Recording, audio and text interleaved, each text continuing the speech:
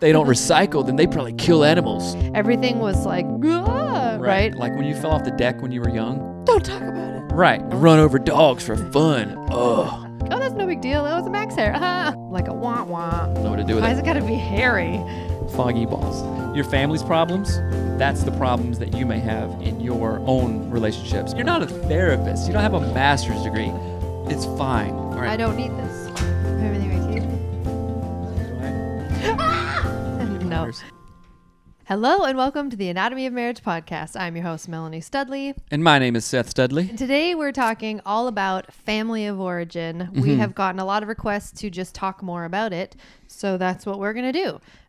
That's right. And this episode is going to be purely educational. We actually call it a psychoeducational intervention, and we are going to talk about a guy named Murray Bowen and Bowen Family Systems Therapy. We've gotten tons of questions and tons of comments too, talking about, oh my goodness, I've never heard of family of origin stuff. I never realized how important these things were.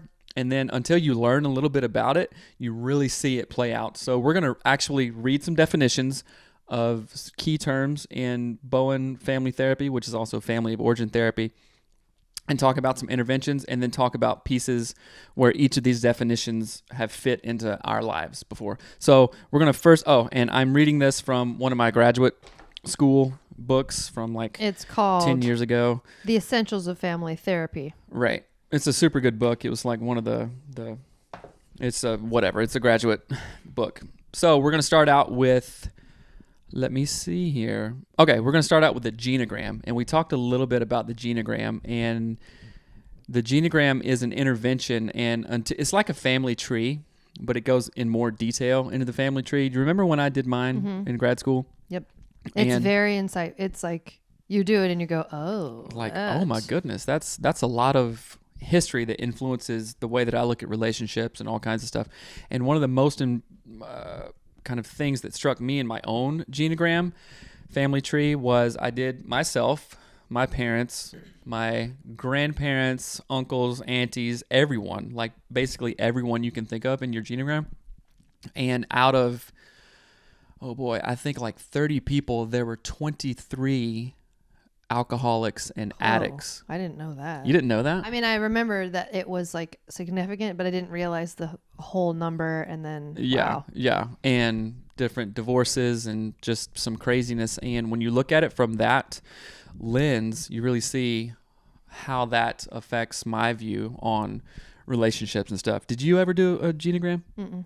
What would you say, if we did a Genogram for you, would be one of the more kind of outstanding things? I literally just imagined that my Genogram is like a bunch of turtles because my family's weird. Just turtles with their heads poked in and not ever coming out? Turtles with my sister's face on it. Like maybe a bunch of introverts? Yeah, I know there's a lot of mental illness in our family, like bipolar. Mm-hmm. There's probably a lot of, I would say, like borderline depression. Mm-hmm. It's not severe though. Right. Like minor depressive disorder. Yeah.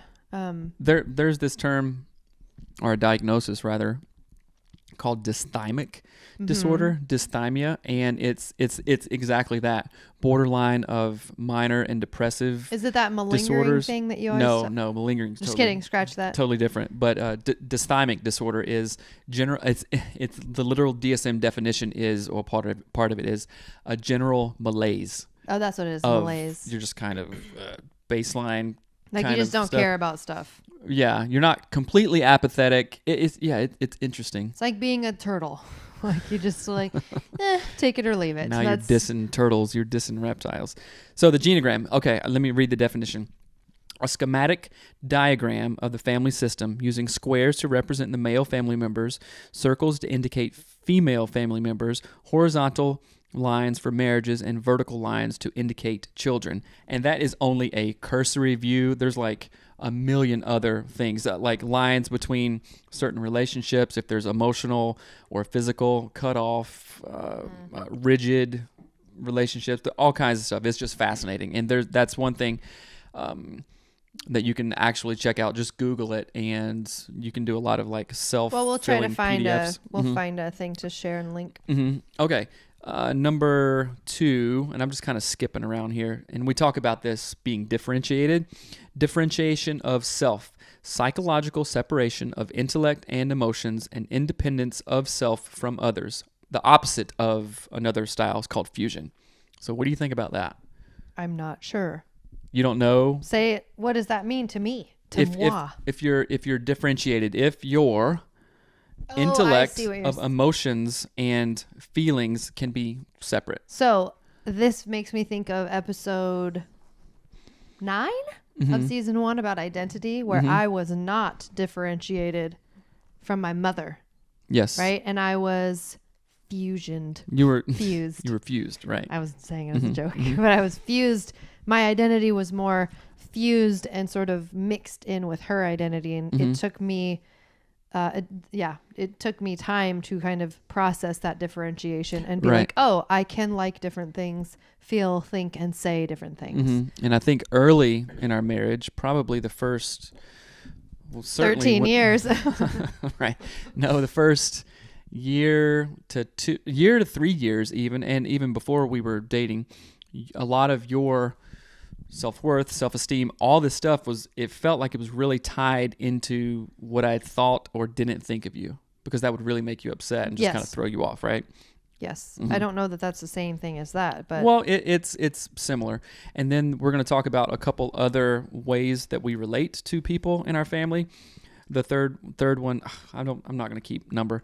It's called emotional cutoff, and this is Bowen's term for flight from an unresolved emotional attachment. Ooh. So this one is big. I think that I can easily cut off people that I've have issues with and just be like, all right, no, seriously. I'm not laughing at you, or what are you laughing at? It's like all I can think of is your mom. Okay, like talk about that, it. Just immediate that. It's like a wall just shoots up, right? Like the second that something just is like the final straw on the camel's back, and it's like, nope. And that's it. And so it's like, oh, okay. Like so this represents the whole idea that we're talking about perfectly. I tend to do that. There's not a lot Guess of room who else for, does it? Yeah. My mom. Yeah, there's not a lot of room for grace or like forgiving or there is room for it. It's just so much harder because that's not the very first initial reaction, right? Yeah. Okay. Yeah. And hopefully as we talk more about this, you can take these concepts and identify where these play out in your own life, and we'll talk about other interventions to help work on this, because some of these terms are not places that you want to be, because they don't create emotional connectivity within partners, within families. Yeah. And you can actually undo and unlearn a lot of this stuff, and it'll be good for your marriage. Okay. Ooh, this is a good one. Triangulation. Here's the actual definition.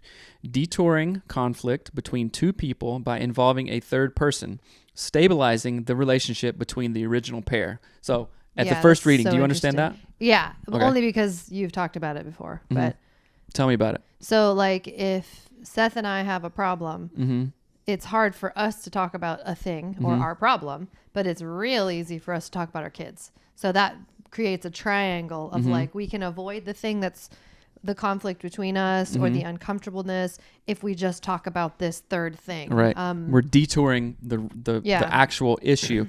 And one of the negative things, well, that's a negative way to communicate in the first place, but a byproduct of that is it creates stress for the triangle person, the right? Scapegoat. Would that be a scapegoat? Yeah, that's its own thing though. It's its own thing. It could be like, forgive me. No, that's fine. You're not a therapist. You don't have a master's degree. It's fine. I promise it's fine. I'm not judging. Okay, where was I? But triangulation, yeah. Right, triangulation. So the classic, dad said no, I'm going to go ask mom. Duh. Right? Story of my life. Which happens all the time. And that one is a fairly benign thing. However, I think your example hit it perfectly on the head. If we're having like a real issue that we need to talk about, whether it's communication or intimacy or money or anything, for us to be able to relate together and not walk in that awkwardness all the time, we're going to say, hey, what were the kids doing today? And how about those Braves? Or whatever. Just kidding. I don't know. But like I said, the danger in that is it creates emotional anxiety within the kid that can manifest itself in 100 different ways.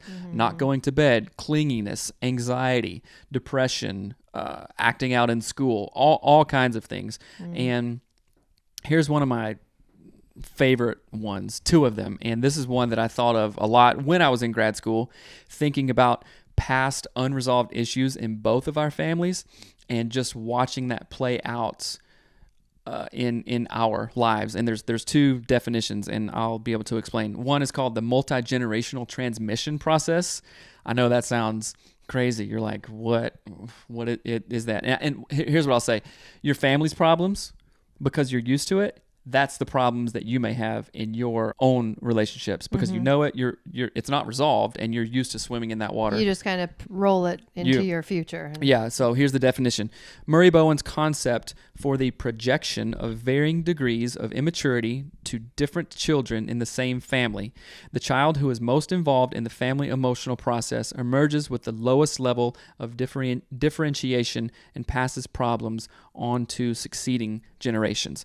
So that's like if your mother had some kind of issues, and that's so weird that it said the child who is most involved in the family emotional process emerges with the lowest level of differentiation and passes problems on to the succeeding generations. That's right. That's so do you understand? Super weird. So yeah. this isn't just in one family. This is, well, multi-generational, right? So let's take our middle kid, for example.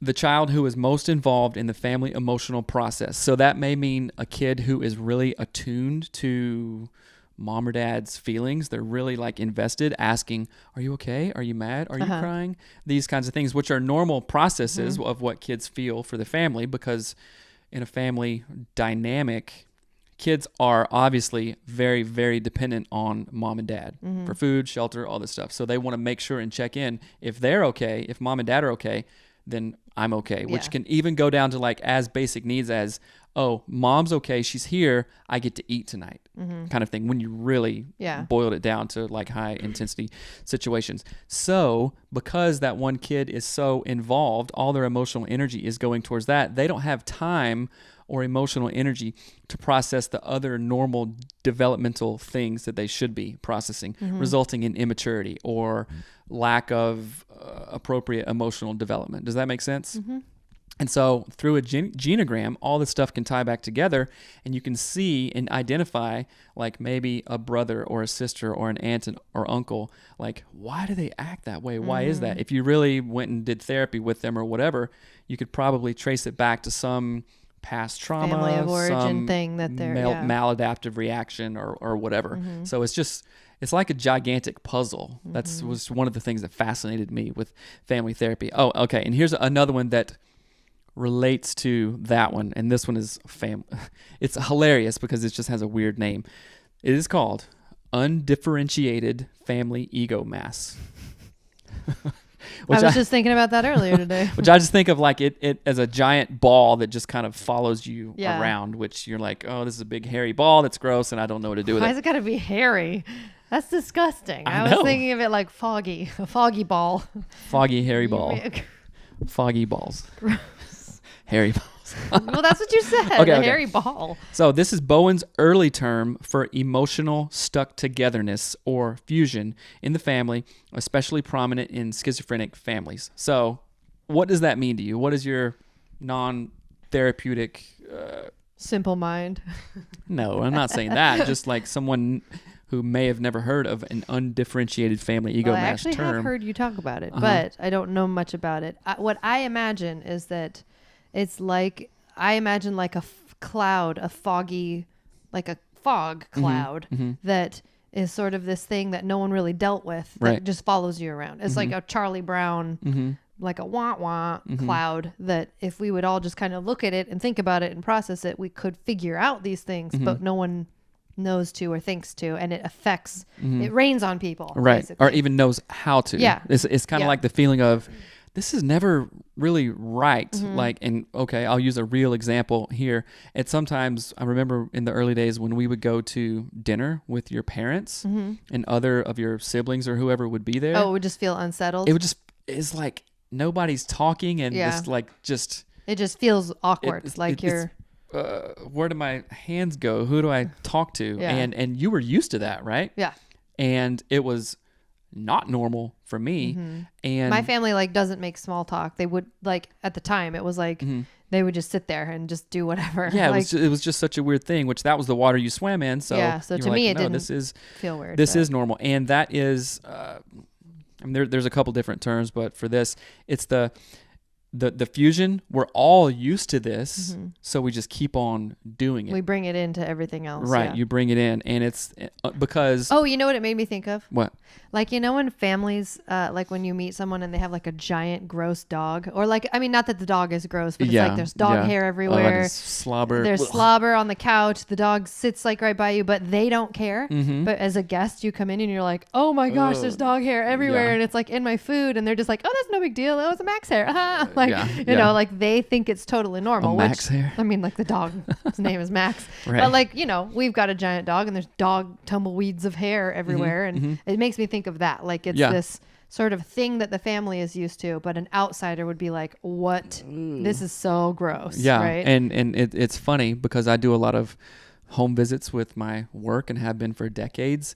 You go into situations where, you know, maybe the family is a hoarding family or just crap is everywhere and it's dirty, or it's like super nice and you can't sit on anything. So as a therapist, you have to really be aware and quickly put all these puzzle pieces together to paint your own that's weird. Clinical picture of how you can help and what kind of questions you can ask and stuff. I would have never even thought about that. Like that's why we make the big bucks. Where are the big bucks? I don't know. I know where you make them. Where do they go? What else on here? Okay, so I want to move on to like what we do now. Well, I want to read. I want to read one more, which is related to the undifferentiated family ego mass, and this is the definition of fusion. Fusion is a blurring of psychological boundaries between self and others, and a contamination of emotional and intellectual functioning, opposite of differentiation. Did we just read that? Did we already read that one? No. I think that we did, actually. We talked about fusion in this other paragraph. And that one... So, a blurring of psychological boundaries between self and others, and a contamination of emotional and intellectual functioning, opposite of differentiation. Okay. We talked about fusion. Yeah, we've talked about it, but another definition that I thought of, which I've had forever, is I'm not okay if you're not okay, right? And that has really played out into our marriage. I'm like... a lot. I think when we were very first married, I was very much in that fusion mode with you and my mom. I thought like my mom thought, and I thought that if you didn't think everything I did was wonderful, then I was terrible. Like I had like no differentiation. And then we did this big switch, I think, after everything terrible happened in our marriage. Like if you haven't heard season 1, go listen to it because it explains it all. But like after that, and we had been married for 5 years, I think at that point. So after 5 years of marriage, it like turned everything on its ear. And I think I became almost like hyper differentiated. Yeah. Eventually, not, it didn't take like a day. It took like a long time. And then you became fused. Like we switched roles because you were afraid. And I was like, you can F yourself. Like we just did this huge switch. And that fusion, at least my fusion, came out of, it was birthed by a traumatic experience. And it really takes a lot of work. Well, we were talking about it earlier today on one of the Patreon episodes about my feeling of having to check in with you and like actually trying not to touch you unless I really, really wanted to, and like making the like touch or whatever not be okay, Melanie's fine, she let me touch her, blah blah blah. And it's really just messed up. It's a maladaptive reaction to thinking clearly, which is something that we talk about often we don't have it all together, but we're just in real time working this stuff out. And this also makes me think of, so our middle kid, as earlier we were talking about the transmission process, our middle kid really checks in with us a lot. And if we're not okay, which is partially a normal stage of development for him, if we're not okay, then he feels not okay, right? Yeah. Or if he does something that he messes up, he's like, oh, and that's a really an intervention that we need to pay more attention to him to help him work through, right? Okay, let's read. What's this one? Family life cycle. Oh, family life cycle. Stages of life. Sorry. No. Stages of family life, from separation from one's parents to marriage, having children, growing older, retirement, and finally death. Why is that in that? Because you have to take, like when I said before, when I go into people's houses, you have to take everything that you can into account to paint a picture. So part of the family life cycle is, we also call this nodal events, NODAL, like marriage, birth, death, graduation, we've talked about that. all that stuff. So because that really matters. If you and I decide to get married, become a couple and start a family, then my being a first college graduate of my entire family line is a big deal, right? But you may think, well, everybody in my family graduated college, blah, blah, it doesn't matter. So those are two very important things it's more important to me, maybe, that I was the first college graduate.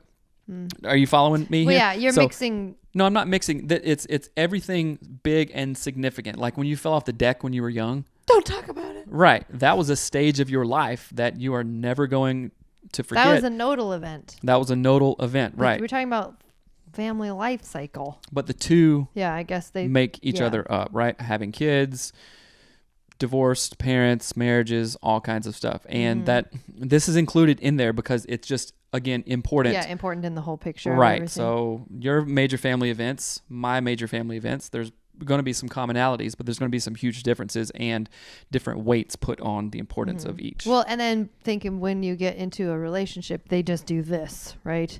They like interlock, and your family events actually have to be important to me in some way because they're important to you. Right. And even though I might not know them, right? So that's an important thing to acknowledge also. Dee Triangulation. Oh, okay. Or what were you going to say? So let's kind of segue into some interventions. But we didn't read Dee Triangulation. That's an intervention, my love. Okay.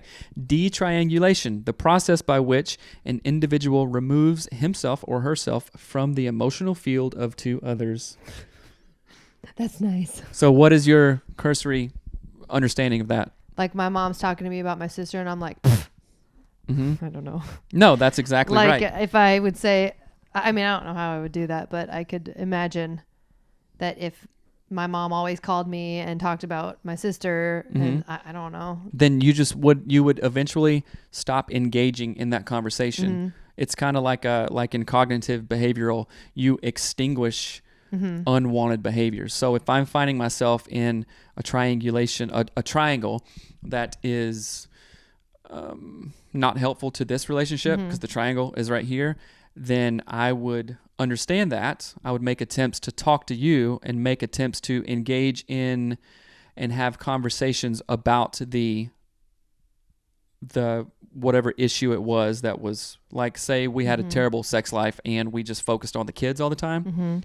So I would, if you would want to talk about the kids, I would talk about the kids less and intentionally like use I statements or clearing structures or whatever to talk to you about our sex life. Well, and the weird that's thing, de-triangulating. Yeah. The weird thing too, I think I want to mention is that, like, in my own relationship with my family, I feel like all we do is triangulate. And I don't what even are the kids doing? What's so-and-so doing? Yeah, and I don't even mean that in a negative way. It's not like we're always complaining about things, but we're always talking about something else. So it is literally like, how was so-and-so's day at school? What did they do? What did this? It's never like, how are you? Like, that is not a thing that my family almost knows how to do. Right. We talk about, we don't talk with. Almost. And that's not a so it's not necessarily terrible a thing. bad No, thing. yeah, let's not say that that's a terrible thing in itself. However, there may be missed opportunities for deeper connection. Well, but I'm saying that because I find that in our marriage, I do that with you a lot because it is the communication style I know how to do.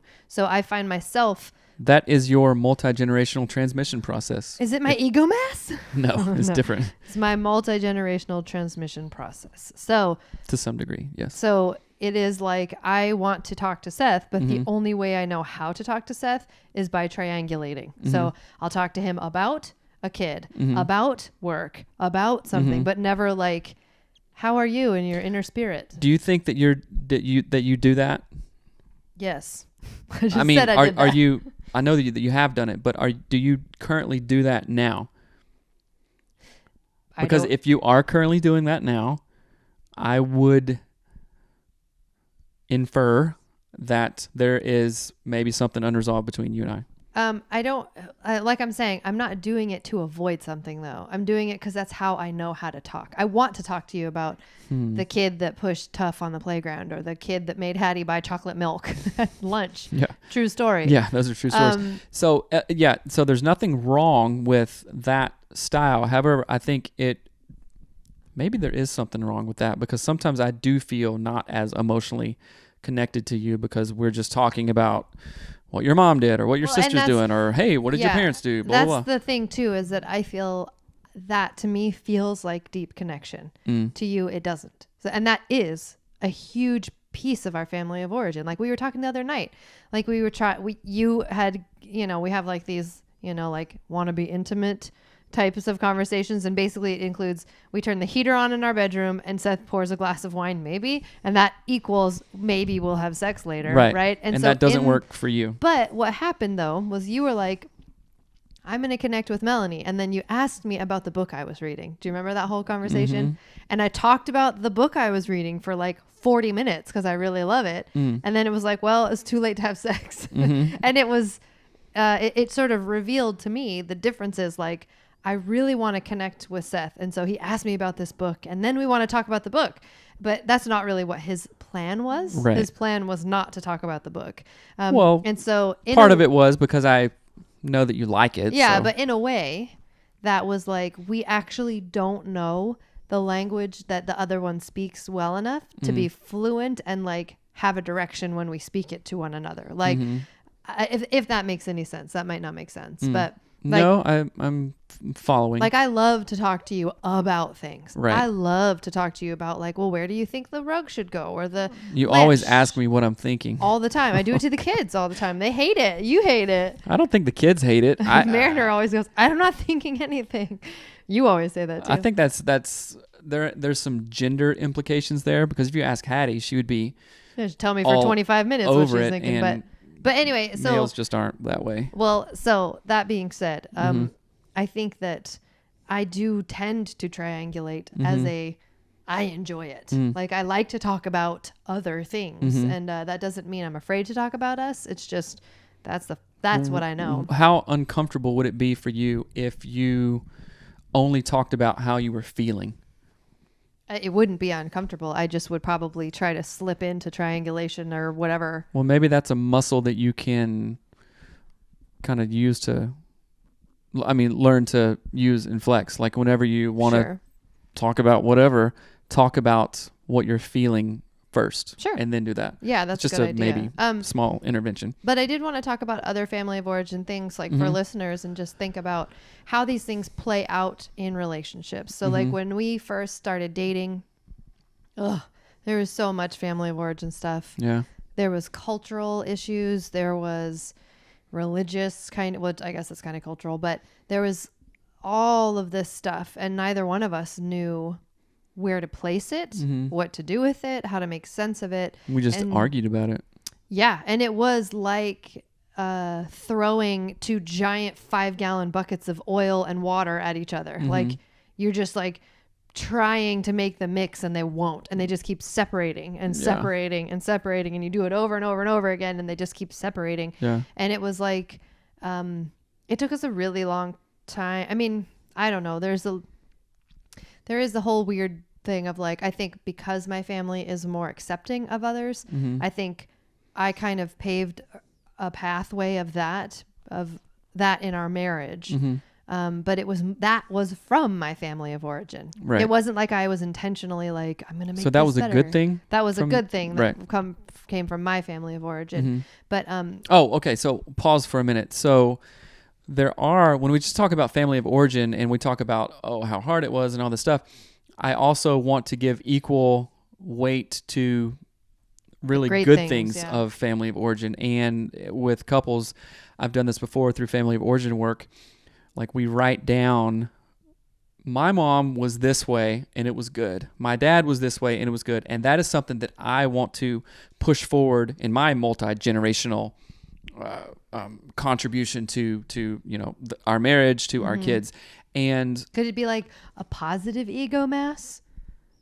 it could, yeah, like an air of, okay, how about this?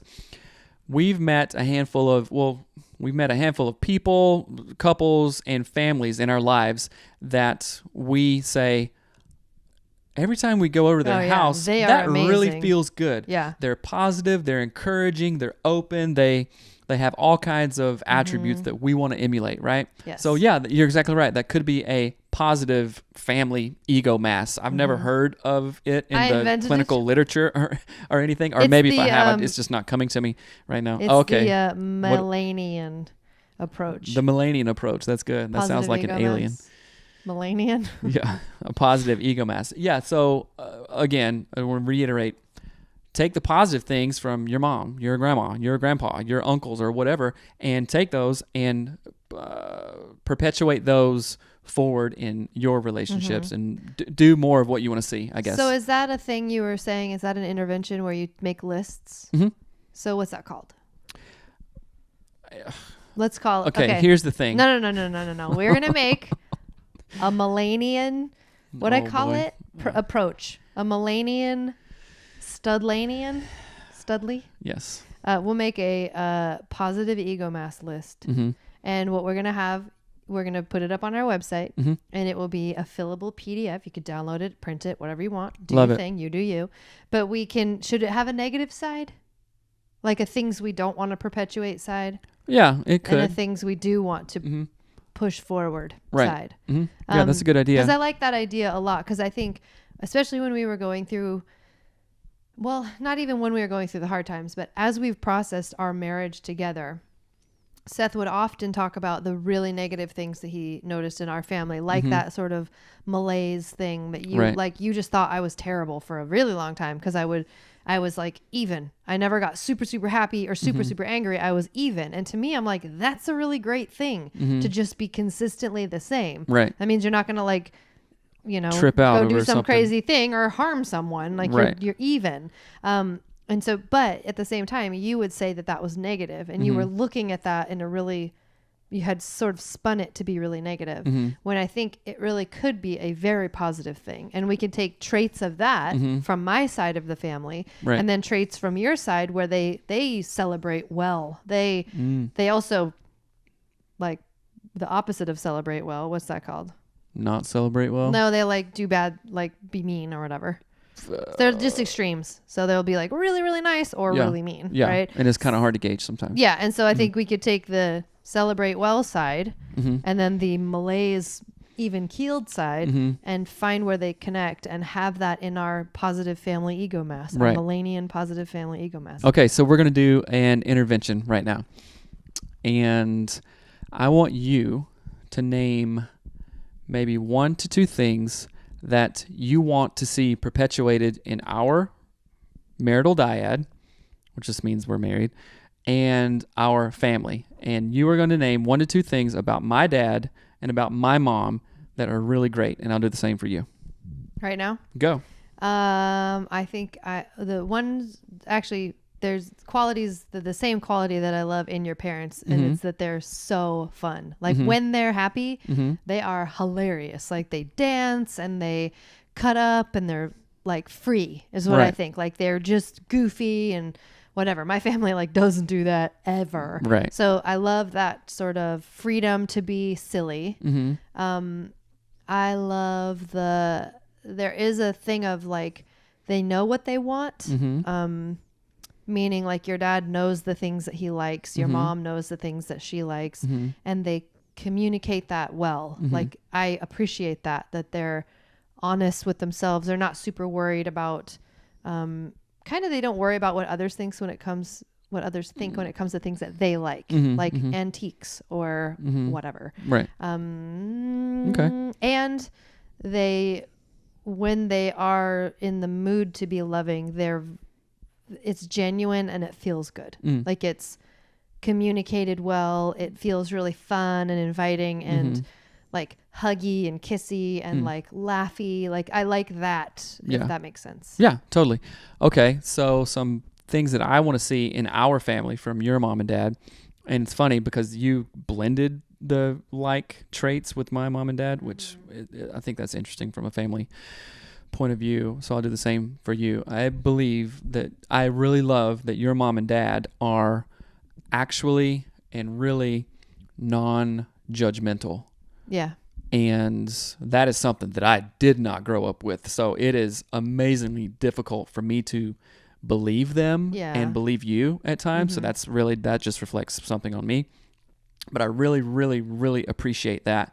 And I really appreciate how others focused your mom and dad are. Like material things and superficial things are of absolute zero importance to them when something else is at stake. Like they'll drop anything and they're super smart. I think your dad is a genius. Your mom's super smart. And I really, really appreciate that. And that's something, so if we could take all those things that we just named and always be intentional and being able to consider those traits and how we want to move those forward in our family, then we can do that. And that'll be a good thing either way around. Because I don't think that there are bad things about those traits. You can't do too much of those almost. Well, they could be out of balance. Well, it can be out of balance, but I would say too, the thing I was just thinking was, I think like if I look back to when we were first dating and engaged and married, like what I wish someone would have said to me about family of origin stuff. So think of back to like, we have couples that are engaged or have only been married for 6 months and they're in the thick of it in a way that we aren't right now, because we can kind of step back. Yeah, because they're trying to figure all that stuff out, right? So how do you handle it in the moment, I guess is my question. I mean, I have thoughts and ideas about it too, but like, for me, I feel like we have to look at the multigenerational transmission process and the undifferentiated family ego mass as like, we have to view those things, almost like in the ocean when there's like a red tide. Like you can't stop it from happening. You know what I mean? Like you can't just be like pissed off at the ocean and then it will be like, oh, clean the red tide up. Right. Like, no, you have to deal with it. This is like happening whether you like it or not. Yeah. And it's not going away. No. And getting mad at like the partner you're with because of the red tide happening right now isn't going to make it go away. Right. It's not going to change it. No. So it's like shifting the way that we view it. Because I remember, in fact, it will only exacerbate the response that you don't want. That's exactly right. Because if I complain, oh, you're just like your mom, or you always say this, or whatever, which will be a nice segue into my next intervention here, then I'm only going to cause that person to revert back to what they know. To be more like, And really, I'm talking about it in a way that is not helpful and is only, like I said, exacerbating the problem, making it more. Yeah. So I would say like having a sort of calming your brain down in moments where you feel really confronted by family of origin stuff. Like you feel like, oh my gosh, I can think of times when we were very first dating, like going to your grandma's house and we're sitting around at Sunday brunch and just being like, I am surrounded by people I barely understand. I could barely understand what your family was saying. We speak English, Barely. Your accents are so thick. I was like, I don't know what's going on. 2, I feel like I absolutely don't belong here. 3, it makes me nervous because they're asking me questions. I am like judging me for my hair, my tattoos, my everything I think and do and say. Yeah. So at the time it was really overwhelming and it felt like an attack. It felt like a personal attack. Just their existence felt like a personal attack because it was like they just wanted to understand me. But what it felt like was, but don't you see that's wrong? Like Right. your tattoos are wrong. Your haircut's bad. Your glasses are weird. Why are you wearing that? It's hot out. Why are you wearing black? Like everything was like, right? So I had to have sort of enough of that kind of ability to separate my feelings from fact a little bit and stay calm and present and realize this is a family system that I'm looking at. It's not you doing that to me. Right. It's a family system existing that is different than me. And I can be okay with that. Like I can be totally fine. Isn't that so interesting? It's weird and it's uncomfortable, but what else? What's your other option? Get mad at your spouse, which is what I did. Right. And that made, like I was saying a minute ago, just made everything the problem worse, right? Yeah. So what was your intervention going to be? So the intervention is, and this, we've talked about this a zillion times because it is so darn important, but we've never read this definition, and it's talking about I statements, and the clearing structure is an entire I statement intervention. So this is called an I position, and these are using statements that acknowledge one's personal opinions rather than blaming others. You never XYZ, or moralizing. Like moralizing behavior, children should always do this, and if they don't do that, then they're not moral. They're not a good kid, right? So that's weird. Like the moralizing concept is weird because I could totally see people doing that in marriages. Like husbands are never supposed to, right? Because you put value on something that, but you shouldn't only have only put value on it based on your family of origin. Exactly. Your family of origin. Exactly. Not anybody else's. Right. And it's so okay. Here's an example. When my mom was a little girl, which I don't know if I think we've talked about this on the podcast before, but she was 9 years old when they first got running water in the house. Like literally, they went to a well. And this is my mom. She's not even that old. She's like 60 or 58. I don't even know. And that's a side story. But when she was a little girl, children weren't allowed to speak at the supper table, right? Children that spoke at the supper table were uncouth or crazy rednecks, right? So they were putting a value system based on, they were valuing the kid based on if they spoke or were allowed to speak at dinner or not. And we look back and go, that's insane, right? But think about, what do we put value on? Like, oh, that person litters. They must, they're satanic. They must not recycle. What? And if they don't recycle, then they probably kill animals. You kill just animals. Like run over dogs for fun. Ugh. Right? So we're putting like a moral value on totally something completely arbitrary. Yeah. Right? And which is really interesting. Recycling isn't arbitrary. Well, there probably is. There's a whole thing let's not talk on about that. Right, but the interventions of let's see, detriangulation. Nope, detriangulation. Is that even a word? Detriangulation is an intervention, which we've read. You can go back. And also taking I position, aka I statements, also known as the clearing structure, and there's another handful of interventions that we can get to and not in moralizing. Later episodes. I think that's really, really important. Yeah. Because I think that's, for me, falls right in with expectations, moralizing something. Like I am expecting that you wouldn't do X, Y, and Z because men don't do X, Y, and Z. Husbands never should do ... Oh man, that's crazy because that has so many cultural implications too. Men don't cry. That you're crying. Oh, I can't respect you as a man or whatever. Or in religion, this is huge too. Oh, they're not a Christian.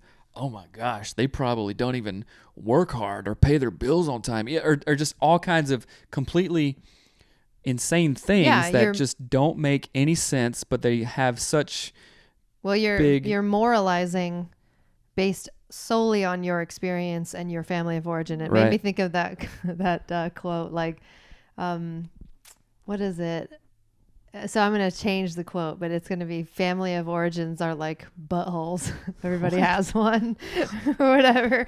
Like, make it gross. I think it's about opinions. I know. Everybody I'm changing has it. Oh, okay. So family of origin, they're like a butthole. Everyone's got. That's a gross word. I think it's so funny. I think our kids hadn't really heard that till just recently, and they were like, "What? A butthole?" It's the hole. of your butt. Nast. But it's a nast. Yeah.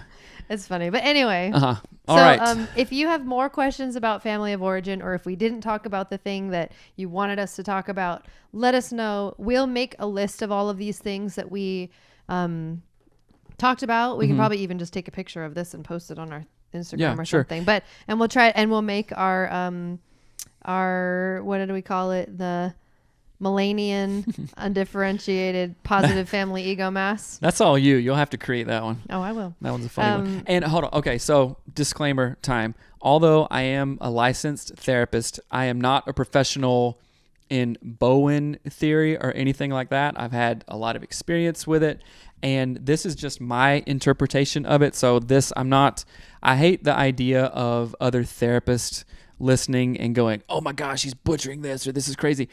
I am a professional, and I am trained in very specific things, and sometimes it's just anecdotal opinion of stuff, and taking my own interpretation of it, which I think it's more meaningful to me and in our relationship. But do the real research on your own if you want to. Okay? And don't use us in place of therapy. Oh, no. Please, no. If you need therapy, go get therapy. And if you are using us in place of therapy, you better be a ding-dang Patreon.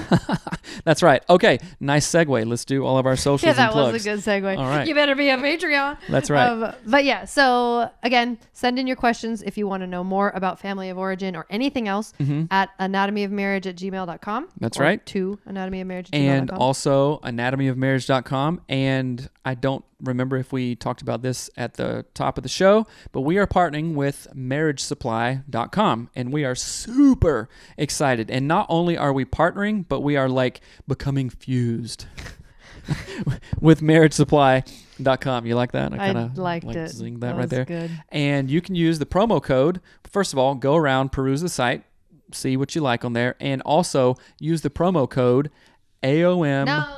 No, 10 from AOM. Okay. For 10% off until August 31st. Say it again. marriagesupply.com, promo code 10 from AOM. Are you mouthing for 10% off until August 31st. So it can be the summer of love, my friends. Also, patreon.com/anatomy of marriage. If you like what you're seeing, if you like what you're hearing, if it's been helpful, please consider donating at whatever level you like. Your contributions help us pay our amazing AOM team. They help us buy ads on Facebook. They help us do SEO on Google AdWords and blow this thing up, because this is what we want to do. And when you donate $15 or more on Patreon, you get access to our Patreon supported videos. That's right.